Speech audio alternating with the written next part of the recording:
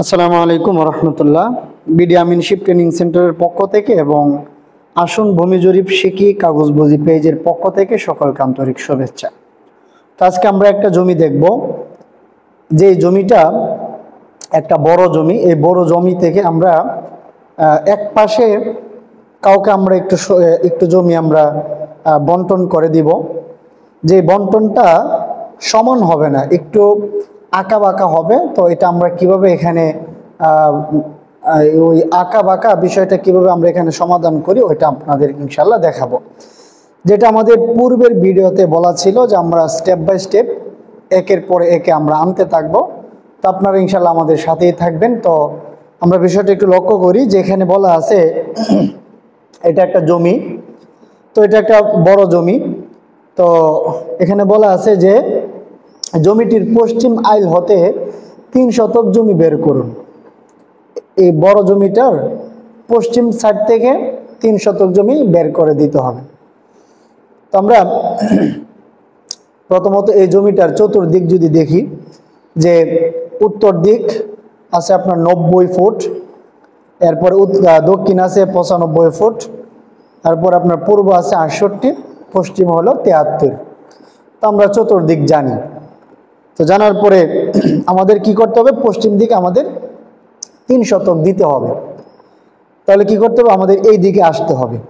এখন 3 শতকের আমাদের প্রথমত 3 শতকের আমাদের বর্গফুটটা বের করতে হবে। তো 3 শতকের বর্গফুট কত হয়, আমরা যদি খেয়াল করি যে শতাংশকে বর্গফুট বানাতে গেলে কি করতে হয়, 435.6 দ্বারা গুণ করতে হয়। তো আমরা যদি 3 শতককে প্রথমত গুণ করি 435.6 দ্বারা, তাহলে এই বর্গফুটটা আমরা পাই। এটা হলো বর্গফুট, মানে 1306.8 বর্গফুট। এটা হলো 3 শতকের বর্গফুট আসে। এই বর্গফুটকে আমাদের কি করতে হবে, ওই যে ওই পাশের যে জানা বাহু, যে ওই পাশের যে বাহুটা, এই বাহুটা দ্বারা আমাদের ভাগ করতে হবে। তো এই বাহুটা হলো 73 দ্বারা যদি আমরা ভাগ করি তাহলে এখানে 17.90 আসে। 17.90, 17 এটা ফুট, এটাও এখানে ফুট আছে। কিন্তু এখানে একটা মজার বিষয় আছে, সেটা হলো যে আপনি চাইলেই 17.90 দিতে পারবেন না। ফিতার মধ্যে ফুট আছে, কিন্তু ফুট 17 দিলেন, কিন্তু 90 আপনি কি দিবেন, ওই 90কে আপনার কি করতে হবে, দশমিক 90কে আপনার গুণ করতে হবে 12 দ্বারা। তাহলে কি হবে, তাহলে ইঞ্চিটা বের হবে। যদি আপনি এই 90কে 12 দ্বারা গুণ করেন তাহলে ইঞ্চিটা বের হবে। ইঞ্চিটা হয় আপনার 11 ইঞ্চি। ঠিক আছে। তো তাহলে কি বোঝা গেল, যে যদি আমরা 73 দ্বারাতে এটাকে ভাগ করি তাহলে 17.90 মানে 17.11 মানে 17 ফুট 11 ইঞ্চি। 17 ফুট 11 ইঞ্চি, 17 ফুট 11 ইঞ্চি। ঠিক আছে। তাহলে আমরা এখানে কি করলাম, এই পাশে 17 ফুট 11 ইঞ্চি দিলাম। এখন জানার বিষয় হলো যে আমরা যখন এই দিকটা মাপি, এখন এই দিকটা মাপবো, দেখবো যে এটা সমান কিনা। তো আমরা এখানে দেখলাম যে ধরেন এখানে 73 ফুট হয় এটা, আর এইদিকে আমরা দেখি যে 72 ফুট হয়। এখানে যে বাহুটা দিলাম এই বাহুটার মান হয় 72 ফুট, কারণ এখানে আমি প্রত্যেকটা 1 ফুট ধরলাম, এটা মাপের সুবিধার্থে আপনাদেরকে এটা দেখানোর জন্য। তো এদিকে হয় 72 ফুট, এদিকে আছে 73 ফুট। এখন কি করতে হবে, এখন দুইটাকে তো মিল করতে হবে। এইদিকেও যদি 73 থাকতো তাহলে সরাসরি এখানে 3 শতক জায়গা হতো, কিন্তু এখন যেহেতু এখানে 72 ফুট আসলো তাহলে এখানে 3 শতক হবে না।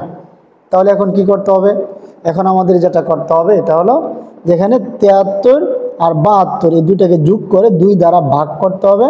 তাহলে 72.5 72.5 এটা হবে এখন জানা বাহু। ঠিক আছে। তো আমরা এই বর্গফুটকে ভাগ করেছিলাম এই 73 এর মাধ্যমে। এখন আমরা এই বর্গফুটকে ভাগ করব এই 72.5 এর মাধ্যমে, তাহলে কি হবে? তাহলে সরাসরি আমরা এখানে 18 ফুট পাবো। তাহলে সরাসরি কত হবে? 18 ফুট।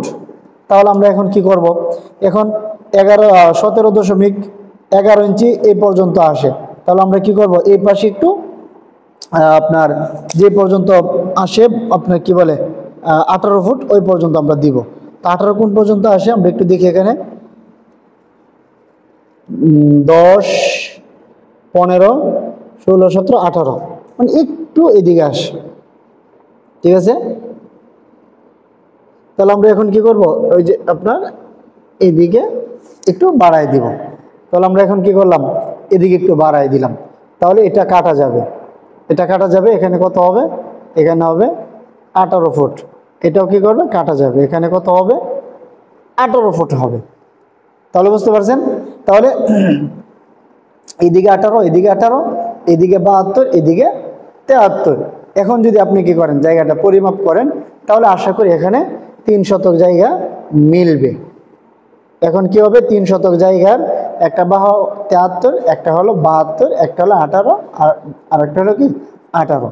তাহলে আশা করি আপনারা বিষয়টা বুঝতে পারছেন। আগের ভিডিওটা আপনারা দেখে নেবেন, ওইটার মধ্যে আপনার ওই রকম যখন বন্টনটা করা হয় তখন এটা একেবারেই একটা সমান জমি থেকে বন্টন করা হয়, যার কারণে এরকম গড় করার প্রয়োজন ছিল না এটার মধ্যে। কিন্তু এটার মধ্যে কি করা হয়েছে? এটার মধ্যে গড় করে আমাদের একটা বাহু বের করতে হয়েছে, যেটা এটার বিকল্প হয়েছিল। এটার কি বিকল্প হয়েছিল।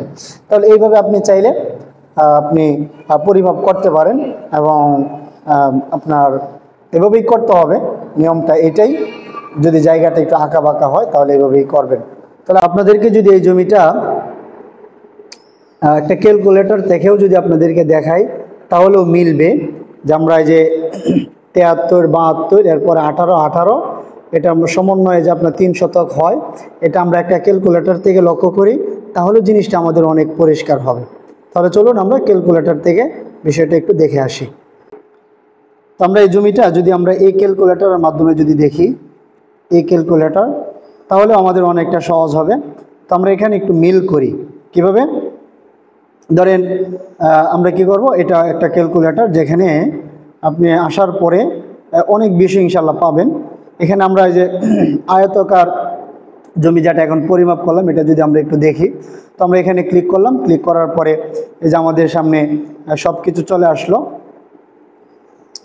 তো আমরা যদি একটু খেয়াল করি, যেখানে দৈর্ঘ্য আছে, প্রস্থ আছে, তো আমরা একটা প্রস্থ যদি দৈর্ঘ্য যদি দিই এখানে 73, এরপরে এইদিকে যদি দিই আমরা 72, এরপরে এইদিকে যদি আমরা দিই 18, ওইদিকে যদি আমরা দিই আবার 18, কারণ আমাদের চারটা বাহু কিন্তু এরকমই 73, 72, 18, 18। এরপরে যদি আমরা কি করি, পরিমাপে যদি আমরা ক্লিক করি, তাহলে আমরা দেখতে পারবো যে এখানে কি হয়ে গেল, এই যে আপনার শতাংশটা চলে আসলো, মানে 3 শতক জায়গা।